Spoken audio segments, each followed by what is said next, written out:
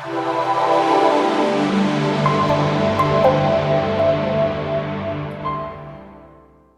everyone. Welcome.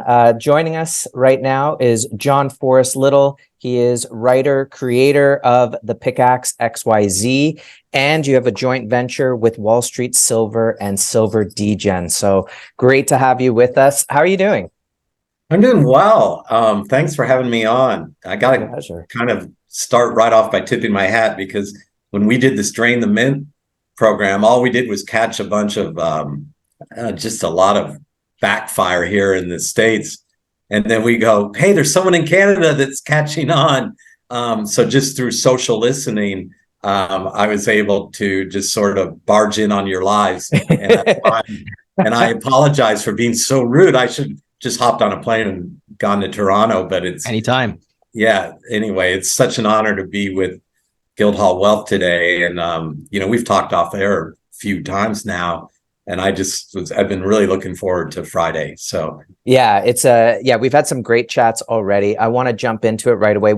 This is a week where the Federal Reserve comes out, makes comments. It seems like all the news kind of gets swept to the side, and we have to discuss it. We have to break down their comments, dignify it with a response, because, they come out and essentially they're saying everything's okay. It's all just going to be okay. We were talking about it off air, saying recessions are now transitory, Jon. No, you're right. Yeah. What's they will that not dog admit it. when everything's burning around? This is fine dog. Do you have that in Canada? No. Oh, it's Sounds a cartoon. great, The dog's in a big fire and he just sips coffee and goes, "This is fine. This is fine." Right. That's it. That's it. So they raise rates again. They're going to try to, they're saying, now let's get right into that, because they basically, Powell says, monetary policy, we believe, is restrictive and is putting downward pressure on economic activity and inflation. I can't help but find that disingenuous. Why would you want to tampen down on economic activity? That just doesn't make any sense to me. Well, there's a historical precedent for it. When the Bank of England, King George wanted to fight France, and 40 businessmen got together in the 1700s, loaned him the money to fight France with the sort of clause in the contract saying, you'll give us the exclusive on issuing the currency. Similarly, so there is precedents where he wants to sort of wreck things, but they can't really come out and say they're intentionally wrecking things because they have a dual mandate of maintaining employment as well as cooling inflation. So it's easier just to say there is no recession. And that's the narrative we're reading in the States, is that this soft landing has already happened and there is no recession in the rear view or in forward looking. So that, to me, you're right, it's disingenuous. There's other methods they could use to control inflation. And Jerry had some good thoughts on some of those other things they could do if they really were serious about fighting inflation. Jerry, what were you thinking? The reserve ratio, during the 70s, when the US was raising interest rates, it wasn't doing its job. The inflation was stuck around as it's doing today. The inflation's still very sticky. They're up to 5.5%. September 20th, they may do another. But Volcker, he came out, he shifted the role of just raising interest rates, and he wanted to remove the froth, the froth or the excess reserves. And then when you do that, then that's when you get the cooling. That's when you get that breakdown, and that's where we saw the recession in the 70s and 80s and 81. If you really want to do that, go after the reserves, right? Yeah. We know that there's also wage inflation. So we're just seeing here all across the States, because our currency's been debased. Or can I just assume that if it's happening here, it's happening there? I pretty much. It is. Yes. Okay. So MMT there, MMT here, it's all the same. Right. Here, policy. That's right. Yeah. If you have, we're seeing strikes across the board from Starbucks workers to, I think UPS just averted a pretty large strike here, which all things are delivered, of course, via UPS or FedEx. since I remember the old days when people were panicked that Walmart was going to put every mom and pop merchant out of business. That's nothing compared to the Amazon effect. So there's other things you can do. Things like wages, though, are very sticky because people aren't really going to go back to their boss, or the boss can't cut wages that easily. And rents is another thing that we're seeing as an indicator as we see fewer and fewer people able to afford homes, especially with these higher interest rates. Now we got this landlord-tenant society in the United States where very few young people coming out of getting their first job can afford a home. There's no inventory. So when you got things like rents and wages, that's sticky. There's no fighting this inflation. No, and it seems odd that they think that they're getting inflation under control. They had David Rosenberg was on Wealthy on this week, and he was saying for sure they're going to have a recession. That Volcker and Greenspan were able to get inflation down to 2% after a decade. That was a soft landing, apparently. And Jerome Powell's trying to do it inside of 2 years. I mean, that's like trying to create a soft landing by nosediving the plane to try to get it. In the meantime, I think the biggest problem is that all of their stats that they're going off of saying, well, the economy is resilient. It's like, well, if the government itself is deficit spending to the tune of 6 trillion a year, and they're still giving out relief packages. I hear the ads. Hey, did this affect you? You could be eligible for, thousands of dollars. Where's that coming from? So, and then I think the other problem is that you're going to your home equity line of credit, you're going to your credit card, you're going to your regular line of credit, you're trying to keep up with expenses that are all up 10, 15, 20%. And they look at these stats and they go, oh, the economy is resilient. People are spending money. They're spending more than they did 6 months ago. And you're just sitting there going, guys, everything that you're doing is completely flawed. If you're saying that that you're getting control of inflation. Oh, and let's talk about strategic oil reserves. At some point, they're going to run out. They're going to have to, prices are going to rise again. So I don't know how we don't avoid a recession. So I really, truly believe that this idea of we're not going to have a recession, it to me feels like inflation's transitory moment, like recessions are transitory now. Yeah.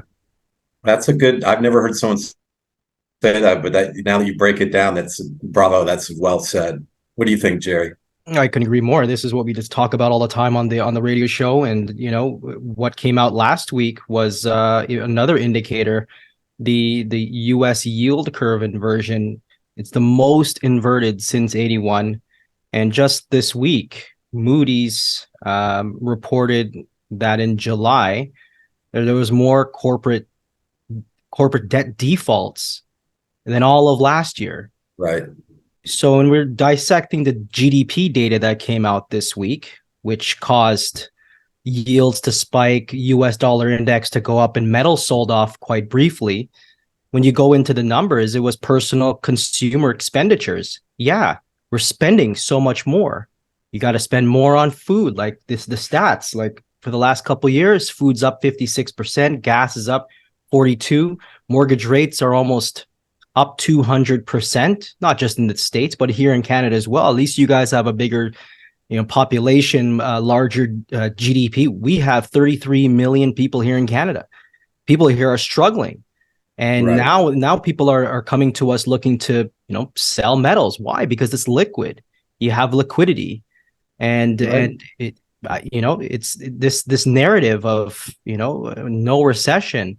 People are seeing right through it. They don't believe it one bit. It's another form of gaslighting. I didn't mean to speak over you there, Jerry.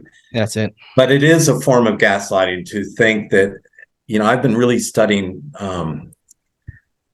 the whole topic of media spin. Started with this guy, Edward Bernays. I mean, propaganda's been around for a long time. The Romans used it. The Spanish were very good at. They would even tell the people they were conquering that it's very expensive conquering you people. So now you owe us taxes. I mean, there's been so many egregious examples of media spin, not just Hitler, Stalin, but here in the US, Bernays was the nephew of Sigmund Freud, and he got women to start smoking using torches of freedom. In other words, they were marching for civil liberties and the right to vote, and he was smart enough to hire some fashion models to show the elegant glamour of smoking, and that media spin is what we see alive and well in the United States, to where last week Mattel stock bumped up 15% because of Barbie movies released, and I'm thinking, if that is our economy now in the US, that's just based on Coliseum games and Taylor Swift and Barbie movies and streaming services, what happened to steel in Pittsburgh, cars in Detroit, tires in Akron? What's wrong with and coal country in Kentucky? And this has nothing to do with the left side of the aisle or the right side of the aisle. The people here in the United States are all waking up and saying, we used to have a democracy with people rule, and then it was sort of morphed into an autocracy or plutocracy, which is ruled by an elite few. Now it's just kleptocracy, where the ruling class, or I call the parasite class, they're just stealing the money right out in front of us for all to see. And it's not just Biden. Before that, Trump's kids were stealing, getting fast tracked for Chinese patents. It's both sides of the aisle. I want to be real clear on that. That this isn't, that's why metals are really a wonderful strategy, because it's apolitical, right? Don't you teach, what are your two theories? You told me recently about unbank and then break free of debt.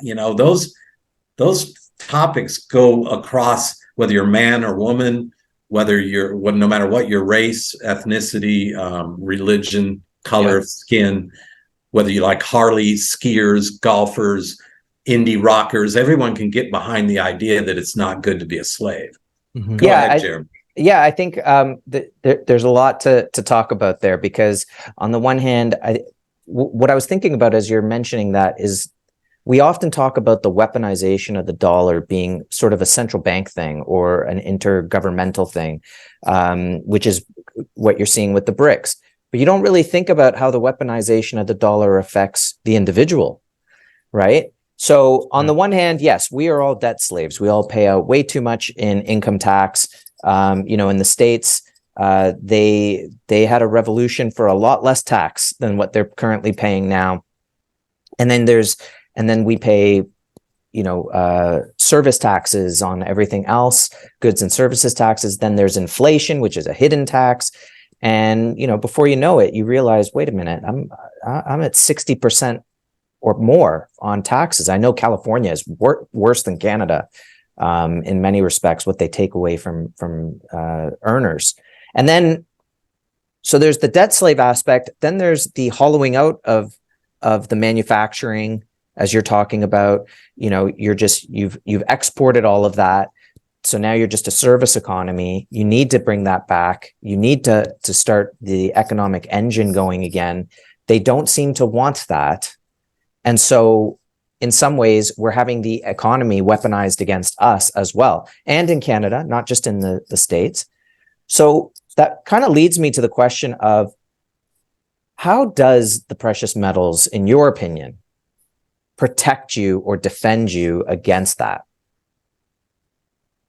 Well, there's a variety of ways it does. It gives you the peace of mind to be able to know that, well, let's talk about what gold and silver maybe are in terms of their inherent or intrinsic value. I like to tell a story about the farmer, the rancher, and the miner. So a farmer can spend a season planting the crops and preparing the soil, which includes irrigating the soil and getting the fertilizer in, and then harvesting, and then all the work that takes to bring his corn or wheat to market. Meanwhile, a rancher can do the same thing, caring for his goats and cattle and making sure they have adequate grazing and feed, and then lining them up for slaughter, and then transporting them to market. And during that same time, the three of us could be panning for gold, or following a vein with our pickaxe. That's where I came up with the name. And we would all agree that we respect each other's work, as terms of respecting the energy and time that goes into that silver and gold. And so a piece of gold actually is sort of a store of energy value. You have to, so much work went into finding the ore, the refining process, the minting of the coins. It can't be printed. Oil can't be printed either, but we can't strap a barrel of oil to our backs and walk down to the market. Whereas you can put a few coins, and I've seen the ones that look like kind of 1933 francs. They look like pennies, and you could have a roll of those that are about this long, and you've got about $20,000. So gold and silver are the best sort of portable. It's portable, it's divisible, it's fungible, and it's time tested, and everyone sees it as money. That's why when we're seeing the emergence of BRICS, they're recognizing that they're not going to trust, India's not going to trust Russia, who won't trust Brazil, who won't trust China. So by tying barrels of oil to grams of gold, they've got a perfect system that's set up outside the US dollar. And I think citizens should come up with a likewise system. And there hasn't been anything close to gold and silver. And we can get into some of the problems I see with crypto in terms of counterparty risk, you know. Sure. I think, Jerry, what are your thoughts on that? No, it's a great way to retaliate when you have the weaponization of the US dollar versus the citizens. What we're seeing with the BRIC nations specifically, it's their way to retaliate. Right. For too long, you've been using your hegemony against us. And we're seeing some coups happening in Africa. The French are really losing control. The French want to join the BRIC nations. Why? Well, these nations have the resources. It's one way to take control. Coming back home, bringing it home. Precious metals is your freedom. It's your precious metals is your way to pivot away from all of that financial madness. And when you look at the central banks now, they hold reserves specifically to decouple away from currency madness, financial system craziness that's happening. And simply, we just have to become our own central banks. That's what I argue. It's a way to retaliate and take control back. Exactly. Yeah, I think on the one hand, you have the recognition of the devaluation of your currency. And so you want to hedge against that, knowing that there's no doubt when you create the money out of thin air, right? The Federal Reserve they want to make you think that inflation is a product of a hot economy. It's too productive, which is crazy, but it's actually just you've created money out of thin air. Where's that going to come from? It's going to devalue everything. So you have to hedge against that. And once you know that that's happening, you need to get out of that system, because why would you sit just sinking? You're in sinking sand. So you want to get out of that. And then at the same time, I think that goes along with that recognition is it is a power play. You don't like something, you can unsubscribe if you don't like certain content. You don't like a certain product or the way they're advertising it, you can decide not to buy that product. Gold is a way, and has always been a way, and I think you can see it, that it is a de facto currency. There is a de facto gold standard, I should say. And people moving towards that, they're basically raising their voice and saying, I don't like what you guys are doing with our currency. Unfortunately, you wish it wouldn't have to come to this, right, John? That you wouldn't have to, as Canadians or Americans, that you wouldn't have to come to a point where you say to your government, guys, what did you do to our currency? Like, I have to pull all my money out of the bank and put it into gold now. It's happened, I would say, almost every empire that's crumbled. It starts with the Roman denarii lost exactly, I think, went from 98% purity to 3% in its final days. So that you can say you're either cutting the silver and gold by introducing inferior metals or increasing the money supply. It has the same net effect in terms of debasement. Same thing happened in Portugal when it fell to Spain to Dutch to pound to US. And now US is kind of overstayed its welcome. If you look at the lifespan of most, studied into the fiat graveyard, if you were to look at it that way, that this new product that BRICS is launching is that everyone here in the West is saying is never going to happen. Once Saudi left as of only 3 months ago, that they joined, that's it, because that's the last thing U.S. had to peg the legitimacy of the dollar was that oil trade. So we've lost that peg. And you're right, the governments are just now they're doubling down on deficit spending, at least with the gold convertibility back in the 70s, which wasn't that long ago. So let's say 50 years ago, gold went from $35 when that happened to almost 2,000 today. So for those that don't think gold has done much, that's a massive move from 35 to 2,000, right? I mean, I don't have the math in front of me, but one of your viewers, write it in. No, I got it in my head. It's a big number. Yeah, it's a lot. And you think about that, and you think the hubris of the central bank to think that they're going to somehow bring everything back to normal. They're going to get rid of 50 trillion in debt. They're somehow going to get it all to work out with all. It's just it can't work. And so it can't work, and that doesn't count the quadrillions in derivatives and reverse overnight swaps and all of the other shenanigans.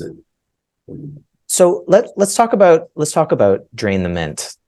Okay. Let's talk about how it would work, and if it didn't work, because I still believe the net effects of whether or not we can go to one place. The fact that we continue to buy it is going to push the market much, much higher. But tell us about your reasoning behind it, how you see it happening, and if we can gain some momentum on it. Yeah, sure. Drain the mint. The concept is, instead of trying to go through the thousands of hours it may take to ascertain how much inventory the COMEX has, we found that real difficult with Silver Squeeze 1.0. Every day, there were people in the United States trying to chart what was the inventory, how many contracts are open, what's available, who is standing for delivery, who's doing a head fake and then never doing it, who's leasing gold and silver, just all the shenanigans associated with paper representations of silver and gold. So the idea with Drain the Mint would be, since by statute, the U.S. Mint is under the custodial care of the Department of Treasury, and there are statutes saying that they are supposed to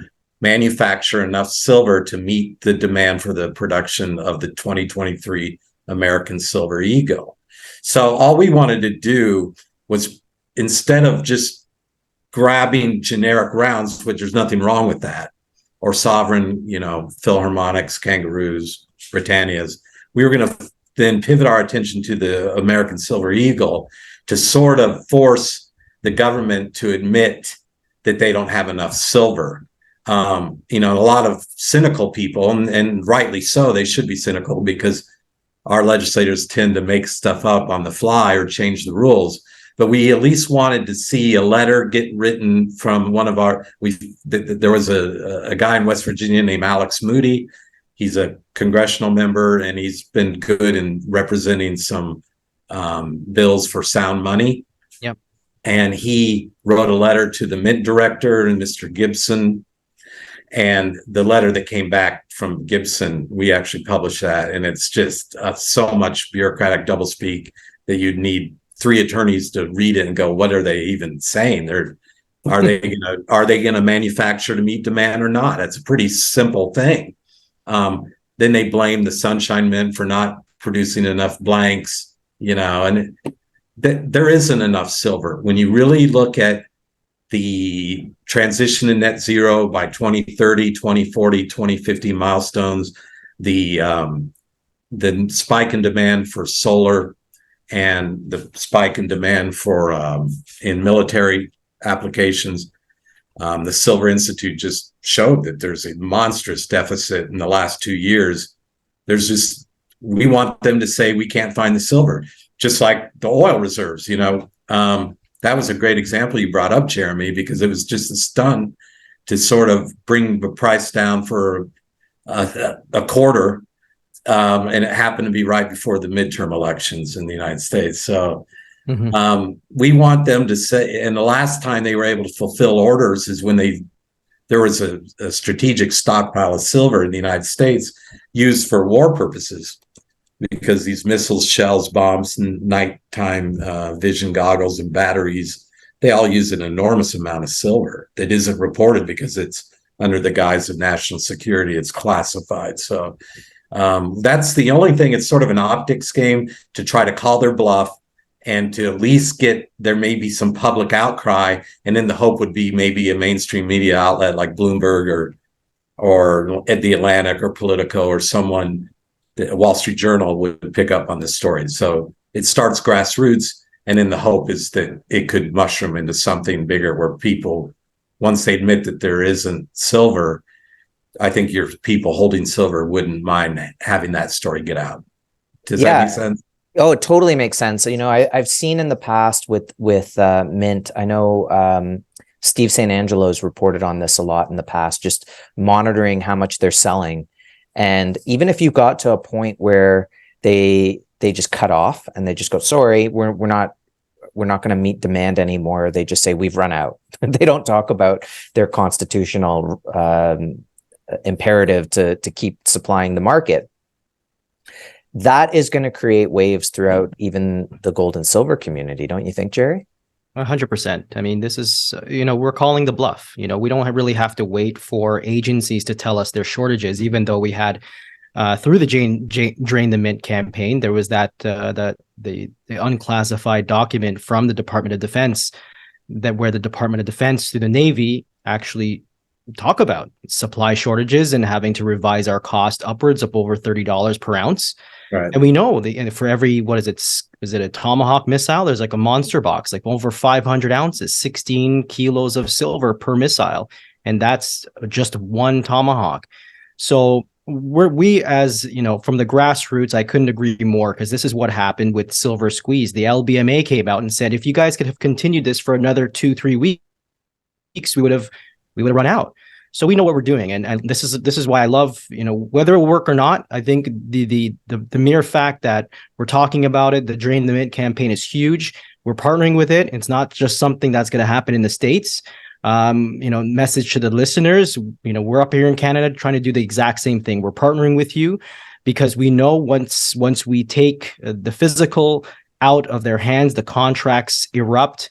The sham is up, and this is the way we eradicate the corruption at its core. And just next week, they're going to be talking about at the Fed, Basel III rules and reserve requirements. They're going to be watching that news.